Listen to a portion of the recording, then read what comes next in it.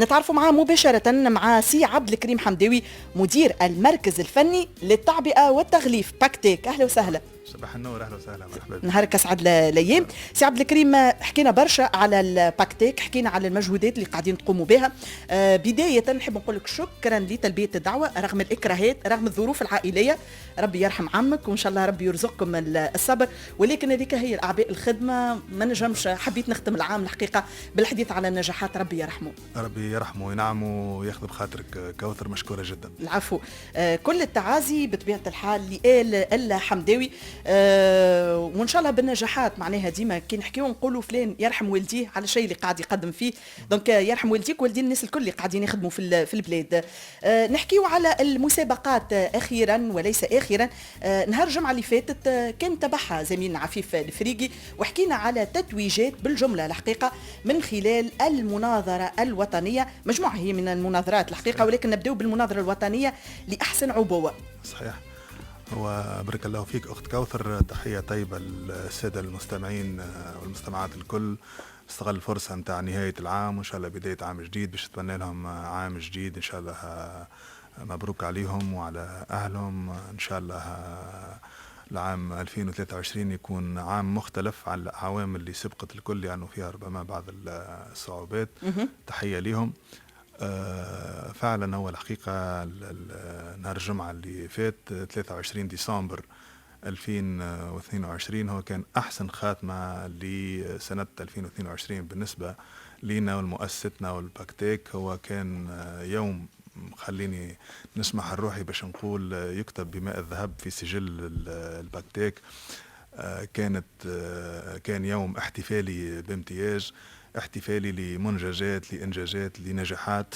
وكان الباكتيك مسرح للقاء خليني نقول مؤسسات الدولة. 3 وزارات موجودين: وزارة الصناعة، وزارة الفلاحة، وزارة السياحة، واللي هي ربما سي عبد الكريم الحقيقة عزت النجاح متاعكم انها معناها تهبط البلاغات والبيانات المتعلقة بالمناظرة. مشكورين جدا. الوزارات هبطوا فعلا البلاغات على اليوم هذاك وعلى الإعلان عن نتائج المناظرات وتسليم الجوائز. لما نشوف مؤسسات الدولة مجتمعة في نفس المكان نسينا هذا كونكوري وهذا كونكورك وهذا علم متاعي وهذا متاعك وهذا ثم سينرجي بين مؤسسات الدولة. وهنا تحية لكل السادة الوزراء الحقيقة، وتعرفني ما نرميش الورود لأنه لما يمنوا بالفكرة ويمشيوا معاك فهذا حاجة باهية برشا. الحقيقة أنا خليني نقول كنت سعيد جدا، فخور جدا باللي صار نهار 23 ديسمبر. ونرى واحنا كنا كل مرة نحكيو على زيت زيتون معلب، لكن نهار 23 ديسمبر كان تتويج لكل المنتوجات التونسية، لأنه دور الباكتيك وكانت الإذاعة الوطنية موجودة بحذنا وشافت لي لابوراتوار نتاعنا وشافت الدور نتاع الباكتيك.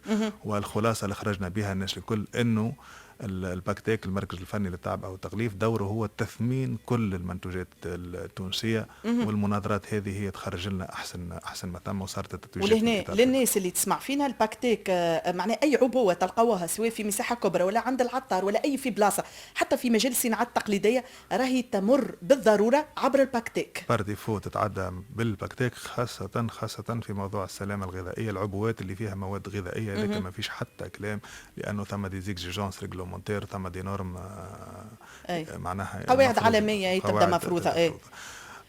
نرجع لك توا. دونك تم تنظيم 3 حفلات في نفس الحفلة. الأولى وجو دوا بريسيزي هي المناظرة الوطنية لأحسن عبوة، يعني تونيزيا ستار باك، معرفوها ليزاندستريال يعرفوها الناس بتونيزيا ستار باك. هذه تتويج لكل الاجتهادات اللي موجودة في الامبلاج، وفيها 3 دي روبريك: فيها الإبداع والتجديد، فيها الجانب التقني، فيها كل ما عنده علاقة بالاقتصاد الدائري. وهنا دخلنا الروبريك جديدة متاع الصناعات التقليدية، وهذا اللي يميز الباكتيك في 2022. هذا زاد من أي الحاجات الجديدة اللي يميز الباكتيك في 2022. معناها كل الاجتهادات مجتمعة توصل الفائز باش ياخذ جائزة متاع تونيزيا ستار باك. ولما تاخذ الجائزة الوطنية لأحسن عبوة تونيزيا ستار باك راهي حتى قيمتها التجارية كبيرة برشا. معناها والبرودوي يشكل نجاح وماركاته علامات تجارية كبيرة قاعدة تربح وتفوز في الجوائز هذه. دونك حتى المهنيين في مجال الصناعات التقليدية وقت اللي قدمها لك زادة في عبوة دغري راهي الحريف ولا السائح امبلاج يعمل الكيف. دونك كانت هذه الحفل الأول مناظرة تونيزيا ستار باك، وفيها تونيزيا ستودنت ستار باك، لانه احنا نمنوا برشا بالقدره الابداعيه نتاع الطلبه وكانوا موجودين. الحفله هذه كانت بالتعاون مع ديوان الصناعات التقليديه، وكان بحضور السيده وزيره الصناعه هذيك بارديفو، نجدد لها شكري على الدعم الكامل والمطلق الحقيقه وامنت بالفكره، وحضور سيد وزير السياحه اللي شرفنا واسعدنا بحضوره. وهذا الحفل الاول اللي توج لي زومبالاج تو سيكتور كونفوندو، بما فيهم ربما وكانوا موجودين فعلا زيت زيتون المعلب، لانه الحقيقه وهذه ديما نقولها والناس يمكن ماشي بالهم احنا اهتموا كم زيت زيتون المعلب، الورك هو السيكتور الناس قاعده تجتهد، هو سيكتور استراتيجيك، دونك ديما نلقى يضم كل العبوات الاغلفه اللي قاعدين نشوفوا فيها. كان تسمح نكمل لك زوج. تفضل هذا فيما يخص الحفل الاول اللي كانوا فيه السياحه والصناعه بالتعاون مع بعضهم. الحفل الثاني هو مخصص معناها اكسكلوزيفمون لزيت الزيتون المعلب.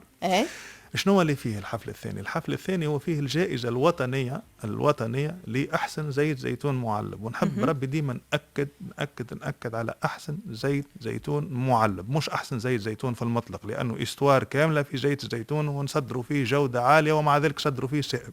هي الجائزة هذه مجعولة باش تروج باش تدعم زيت زيتون المعلب بالماجيسكول، ما نجبدوهاش للسائب. دونك كان هذا الحفل الثاني، وبالتعاون مع وزارة الفلاحة ومع ديوان الجديد، نحب نشكرهم برشا على المبادرة متاعهم وعلى انهم تشجعوا باش يكونوا معنا. سلمنا جوائز المناظرة العالمية ولا المسابقة العالمية لأحسن زيت زيتون، هذه اللي حكينا عليها المرة فاتت وقلنا كأس العالم. دونك المتميزين على المستوى الوطني والمتميزين على المستوى العالمي، وسيرتينمون بعض المتميزين على المستوى الوطني هم نفسهم كانوا متميزين على المستوى العالمي.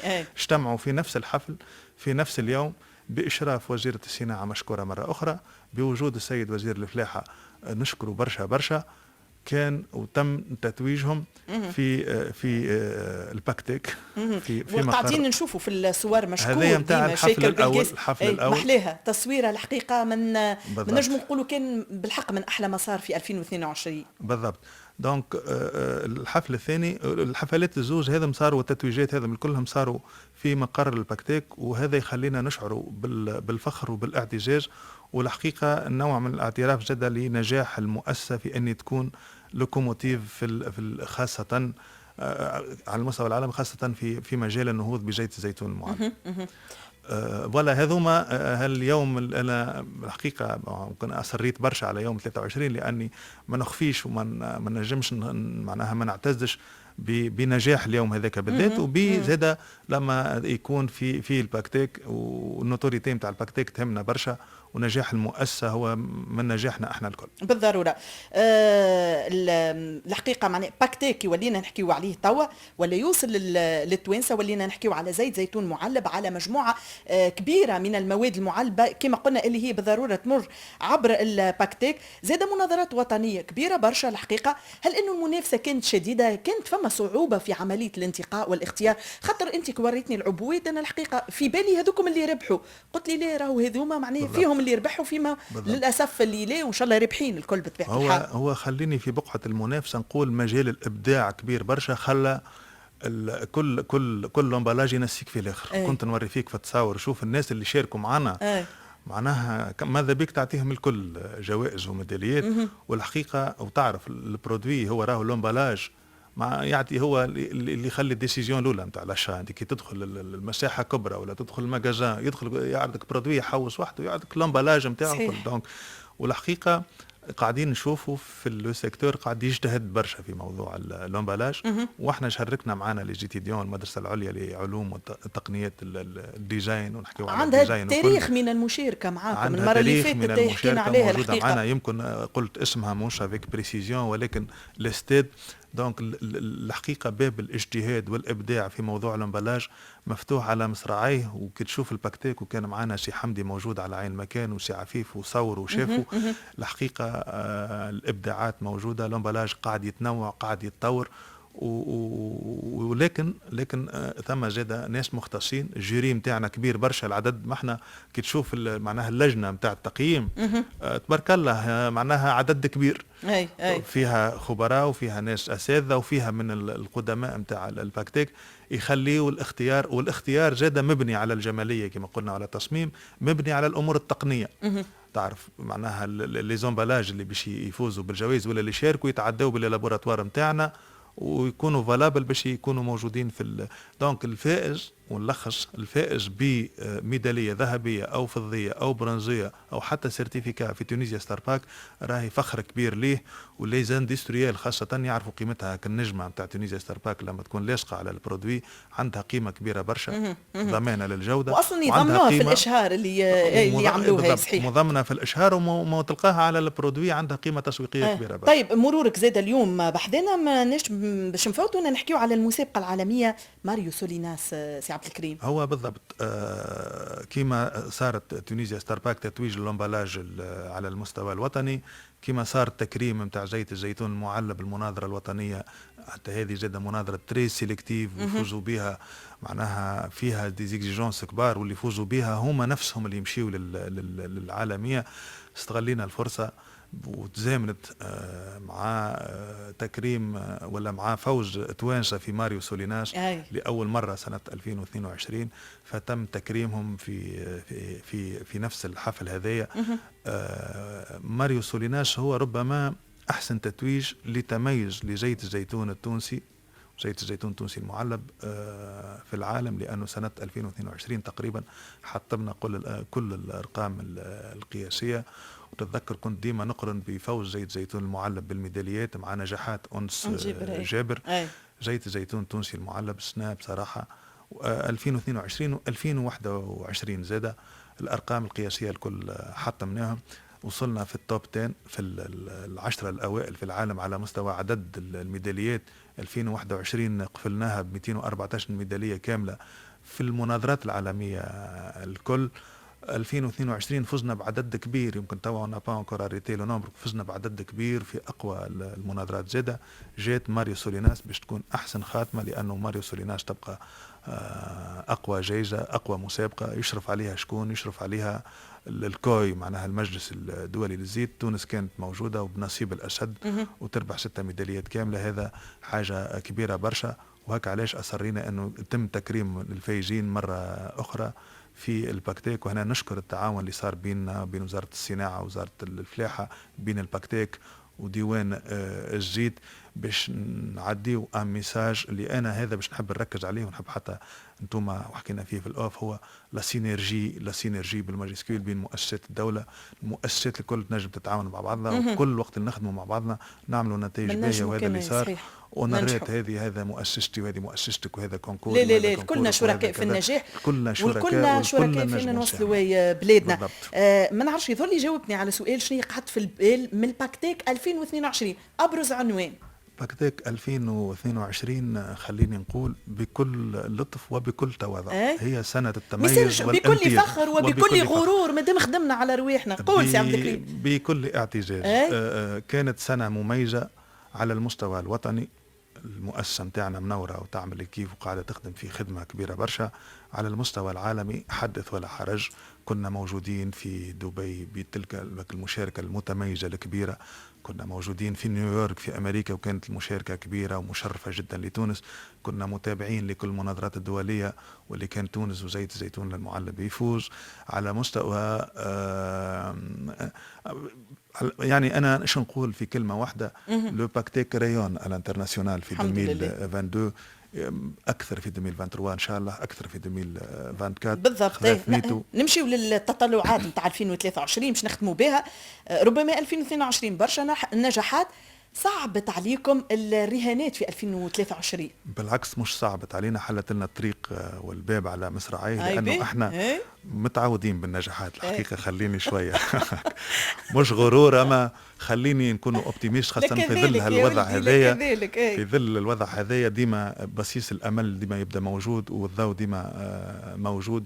2023 عندنا برنامج ثري جدا، بيانتو في فيفري باش نكونوا موجودين في جلف فود. المرة هذه مختلفة تماما عن ما سبقها من ناحية عدد المشاركين. وخليني هكا تفدليكة صغيرة ما يسالش، نجم نذكر حتى الفاعلين بالعركة بين ظفرين على شكون يمشي معنا في جلفوت. ثم معناها رغبة كبيرة باش الناس تشاركنا النجاح، لأنه النجاح يجيب النجاح. باش نكونوا موجودين في أكبر المعارض الدولية إن شاء الله، باش نرجعوا لأمريكا ايفونتويلمون في لندرا. وحاجة تشجع برشا إنه وأنا حكيت عليها قبل، انخراط سفاراتنا معانا في المجهود هذا الوطني للنهوض بزيت الزيتون المعلب. نهار 23 جون في سفارتنا في برلين باش تعمل يوم ترويجي للمنتجات التونسية وإسانسيالمون لزيت الزيتون المعلب، وباش نكونوا موجودين معها. سفارتنا في السعودية تحضر في روحها، وبيانتو زادة باش تكون حاجة في البروموسيون تاع الويل دوليف. أنشطة عديدة متميزة تنتظر فينا لسنة 2023 وإحنا انطلقنا فعلا في سنة 2023.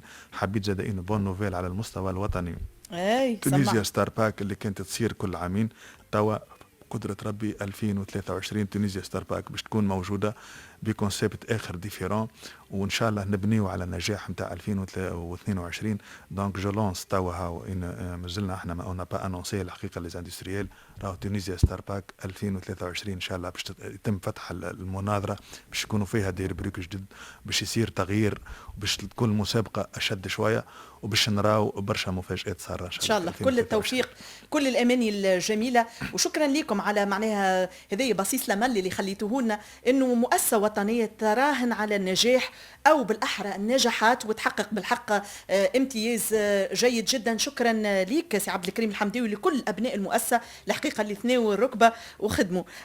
نلتقيو إن شاء الله في 2023 برشا جديد إن شاء الله. نلتقيو في 2023 برشا جديد إن شاء الله. هنا الحقيقة بما أن نختم عام 2022 نحب نشكر شكر خاص، مش خاطرني موجود في الاستديو، الإذاعة الوطنية كانت موجودة معنا، دعمتنا من الأول، من اللي بداوا بالليسين الأولين أمنوا بالجهد متاعنا وبالمشروع متاعنا ودعمونا وكانوا موجودين معنا الحقيقة في الباكتيك نهار 23. هذيك جورني انوبليابل ما نساوهاش. ومع العزيز عفيف الفريق ومع العزيز مع العزيز فكرتني في العزيز الله يرحمه وينعمه. الله يرحمه. دونك الإذاعة الوطنية دعمتنا وشجعتنا، نحب نتوجه لها بشكر خاص. واحنا الحقيقة موجودين للوريا معاكم، تعداوا باش يزيدوا يتعداوا في الحلقات الجاية اللي فازوا، وتو يجيبوا لكم الإبداعات متاعهم وتشوفوهم السادة المستمعين. واحنا ما حشتنا كان بالابداعات والنجاحات، خصوصا في برنامج يوم سعيد حشتنا بكل اولاد بلادنا باش يثنيوا الركبه ويخدموا على رواحهم. مره اخرى شكرا جزيلا لك سي عبد الكريم الحمداوي، مدير عام المركز الفني للتعبئه والتغليف. ابواب الاذاعه التونسيه مفتوحه لكل الناجحين، مرحبا بكم. حتى اللي عنده بعض المشاكل والكل مثال شيء نعاونوا بعضنا ونفتحوا البيبان لبعضنا ان شاء الله يا ربي مفتوحه في وجهكم الناس الكل. 8:30 بالانغام واصلين، ولنا عوده في بقيه متابعات برنامج يوم سعيد على موجات اذاعه الجمهوريه التونسيه.